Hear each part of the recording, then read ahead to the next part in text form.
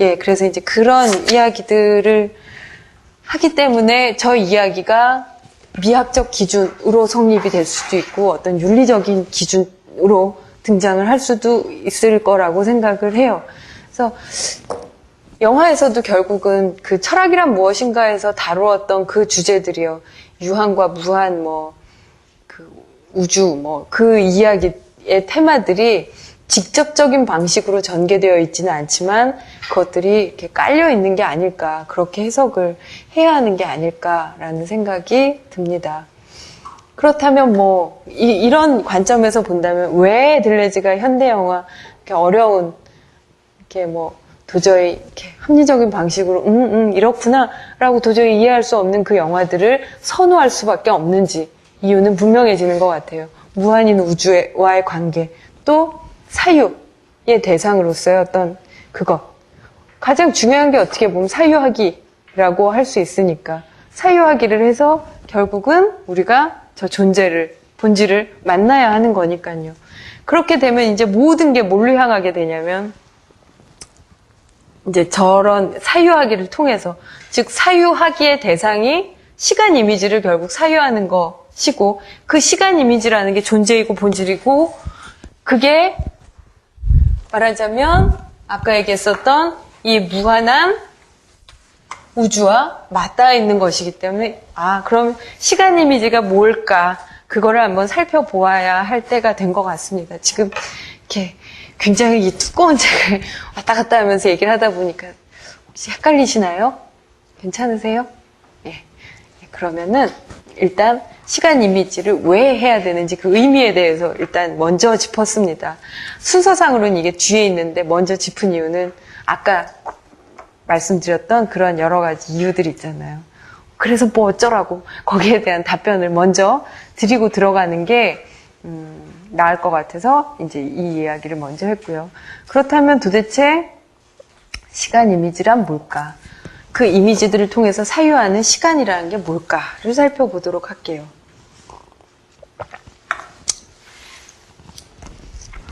그 아까 나눠드린 뒤에 프린트물 있었던 거, 베르그송주의 책을 한번 보도록 하겠습니다. 이 이야기, 여기에 지금 이 베르그송주의에 나오는 이 과거와 현재의 역설이라고 나오는 이 이야기를 꼭 알아야 하는 이유는 뭐냐면요. 크리스탈 이미지를 이해하기 위한 핵심적인 요소이기 때문에 이거를 이해가 안 가면 크리스탈 이미지가 도무지 이해가 안 가서 이제 이거를 하는데요. 왜 그럼 크리스탈 이미지를 해야 하나? 라는 이야기를 하도록 할게요. 시간 이미지라고 얘기했을 때 사실 여러 가지가 여기에 들어갈 수 있는데 크게 본다면 직접적 시간 이미지가 있고 간접적 시간 이미지가 있어요.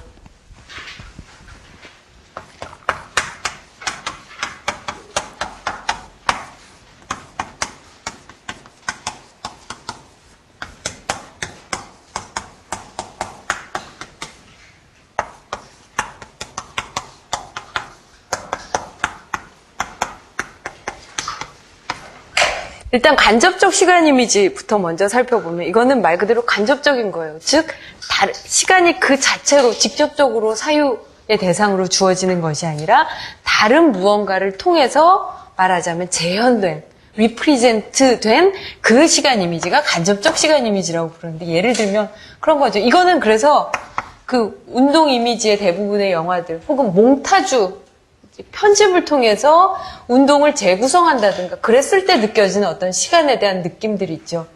예를 들면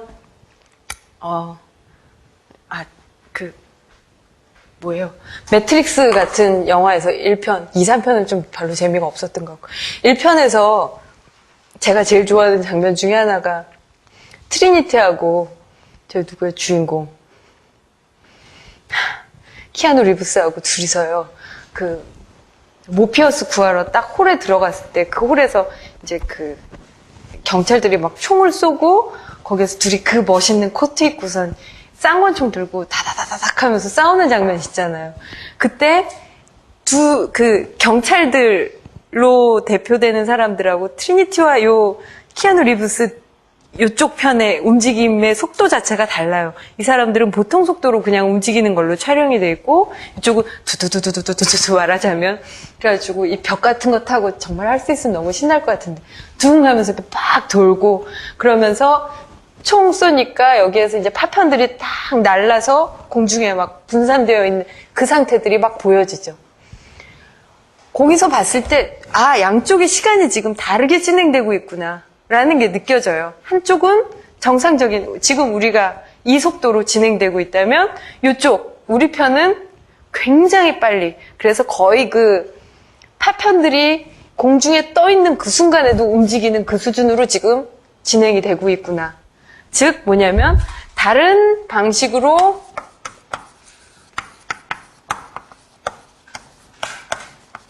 운동을 조직해서 만들어내는 그 시간성. 그러니까 운동을 통해서 드러나는 시간성이 간접적 시간 이미지라고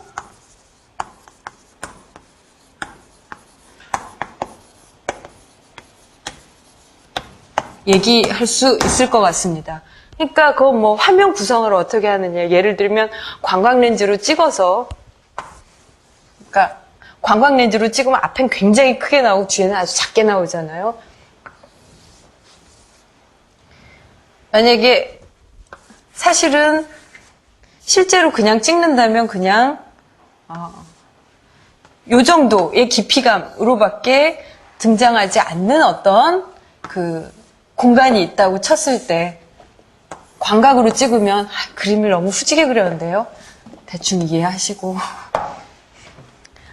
이런 공간을 그냥 보통 렌즈로 찍었을 때 만약에 주인공이 따박따박 걸어서 여기에 있는 문을 열고 나간다 라는 게 3초 걸렸다고 해볼게요. 근데 이런 장면에서 처음에 이따만한 주인공이 3초 걸려서 여기에 있는 문을 통과해서 나간다 라고 했을 때 지금 지나가는 시간은 똑같아요. 동일하게 유지가 되지만 여기에서 주인공이 이렇게 움직이는 운동과 우리 눈에 시각적으로 봤을 때 이렇게 커다랬던 주인공이 나가는 시간, 어떤 게 더 시간이 많이 경과한 것처럼 느껴지시겠어요? 시계로 똑딱 쟀을 때는 동일하지만 이쪽은 훨씬 더 많은 뭐라고 할까요? 많은이 아니라 긴 거리를 이행하고 지나가서 가는 거기 때문에 훨씬 더 오랜 시간이 경과한 듯한 그런 느낌이 우리에게 올 수 있죠. 즉, 이미지를 어떤 방식으로 지금 렌즈 하나만 바꿨을 뿐인데 이렇게 운동에 대한 느낌도 그다음에 그것들을 통해서 움직이는 이미지와 운동에 대한 느낌을 통해서 우리에게 주어지는 시간에 대한 어떤 느낌이 분명히 다르다라는 거예요. 이런 방식으로 시간이 재현될 수 있죠. 그러니까 화양연화에서 장만옥이 국수 사들고 계단 올라가는 뒤태 기억나시나요? 그 뒤태를 봤을 때 아주 천천히 슬로우로 찍을 때 그때 딱 양조위랑 싹 스치는 그 짧은 순간 그 시간이 느껴지잖아요. 막 그 천천히 움직이는 그 슬로우로 돌아가는 화면의 느낌과 그때 지나가는 그런 운동을 통해서 말하자면 우리에게 어떤 시간 같은 것들이 느껴지죠. 아니면 아까 매트릭스 같은 경우에 굉장히 사실은 슬로우로 보여주는 것 같은데 아니면 그걸 뭐라고 얘기를 해야 되는지 잘 모르겠지만요.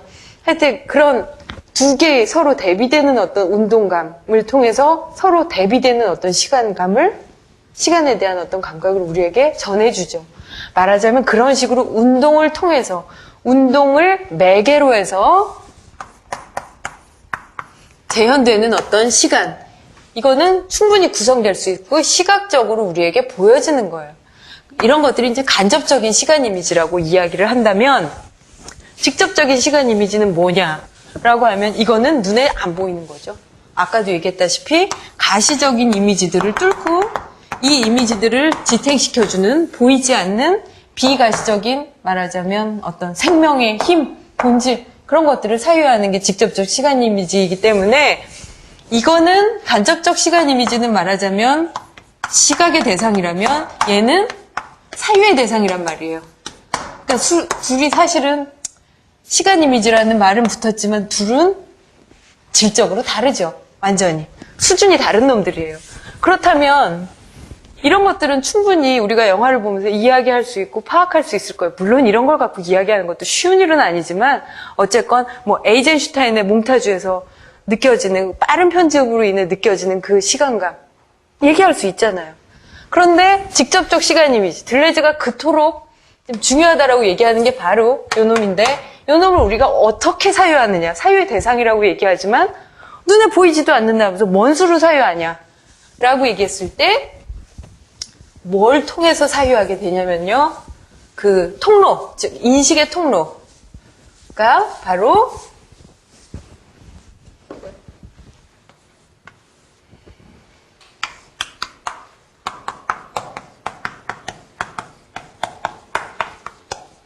크리스탈 이미지의 형성 혹은 크리스탈 이미지를 통해서 그걸 봤을 때 그로부터 시간을 사유에 들어간다라고 얘기를 해요.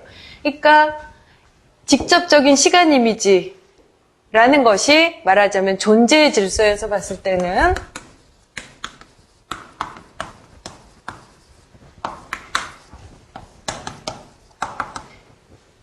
직접적인 시간 이미지가 크리스탈 이미지에 말하자면 더 이것보다 더 근본적인 어떤 가장 원초적인 그런 본질 혹은 존재에 해당이 되는데 우리가 인식의 질서에서 봤을 때는 우리가 무언가를 통해서 시간 이미지를 사유할 수 있다라고 할 때 그 사유로 들어가는 어떤 인식의 통로에서 맨 먼저 마주치는 거는 직접적 시간 이미지가 아니라 크리스탈 이미지부터 마주치고 그러고 나서 직접적 시간 이미지로 들어간다라는 거예요. 물론 직접적 시간 이미지를 사유하는 길이 크리스탈 이미지만 있느냐라고 하면 꼭 그것만은 아니에요. 다른 방식도 있어요.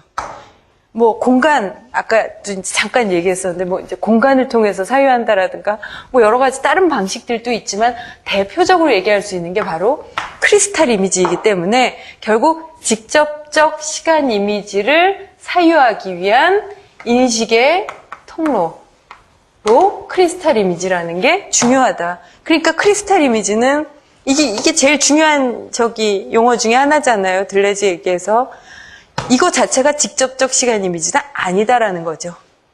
많이들 오해하실 때 크리스탈 이미지가 시간 이미지의 한 종류 뭐 이제 그런 식으로 얘기를 하시는데 말하자면 크리스탈 이미지는 직접적인 시간 이미지를 사유하기 위한 인식의 통로 정도 그렇게 얘기를 합니다. 물론 그렇기 때문에 굉장히 중요하죠. 그리고 저거는 시각적으로 보여질 수 있다라는 거예요. 우리가 볼 수 있다라는 거예요. 어떻게 구성되었는지. 그렇기 때문에 시간 이미지를 사유하기 위해서는 반드시 거쳐야 하는 굉장히 중요한 계기이다라고 이야기를 합니다. 그런데 바로 저 크리스탈 이미지를 이해하기 위해서 우리가 꼭 알아야 되는 게 여기에 나오는 베르그손의 그 시간론이라는 거예요. 왜냐하면 이 크리스탈 이미지가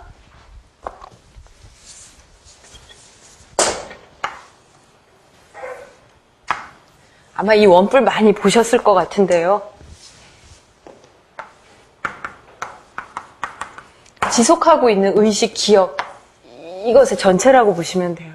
이것에 가장 수축된, 이게 가장, 이쪽 면이 가장 이완되어 있고 풀어헤쳐져 있는 상태라면 반대로 가장 수축되어 있는 요 극단의 뾰족한 포인트, 요게 말하자면 지각이에요. 그리고 지각과 기억이 그렇기 때문에 요 한 덩어리에서 보실 수 있듯이 이 끝점이 지각이지 이 끝점이 이 덩어리하고 떨어져서 존재할 수 있는 건 아니거든요. 즉 지각과 기억이 늘 결합되어 있는 함께 다니는 그런 상태를 여기에서 볼 수 있죠. 그렇다면 요 끝점을 우리가 한번 확대해서 생각을 해볼게요.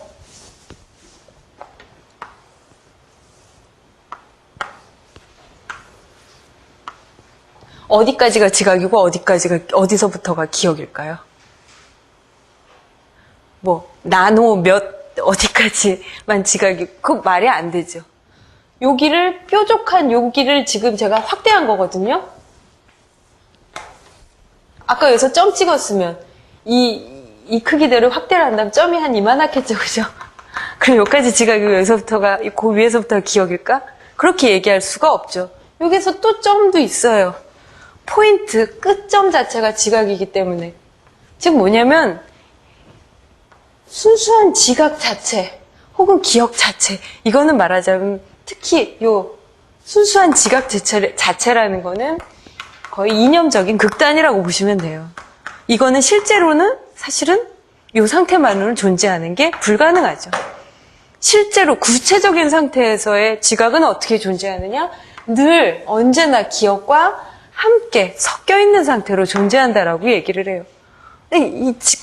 저번에도 이제 지각 얘기했는데 제가 커피를 무진장 좋아하거든요. 그래서 어디 가든 이렇게 커피잔이 놓여있다든가 뭐 커피가 보인다든가 그러면 눈이 혹해요. 커피잔 있네. 커피 남았나? 이렇게 할 때 좀 전 커피잔 있네? 커피 남았나? 라는 행위까지 지금 지각에서 행위로 바로 이어지는 어떤 상황을 보셨는데 책도 있고요. 우산도 있고요. 여기 테이프 통도 있고요. 뭐가 많아요. 많은데 내가 좋아하는 커피 하고 내 눈에는 일단 커피를 못 마신 지 한 3시간쯤 지났다고 해볼게요. 그럼 막 삐뽀삐뽀해요. 커피 마시고 싶다고 머릿속에서. 그러면 다른 어떤 것보다 커피부터 눈에 들어오는 요게 바로 말하자면 나의 관심의 그물망이 얘만 싹 포섭이 된 거예요. 요게 지각이에요. 그래서 얘만 선택하고 나머지를 배제한 상태가 바로 지각이죠. 근데 선택하고 배제할 때 뭐가 여기에 개입이 되나요? 내 몸이 커피를 원한다라는 거, 그리고 내가 커피를 좋아한다라는 거를 나는 늘 의식하고 있다라는 거예요.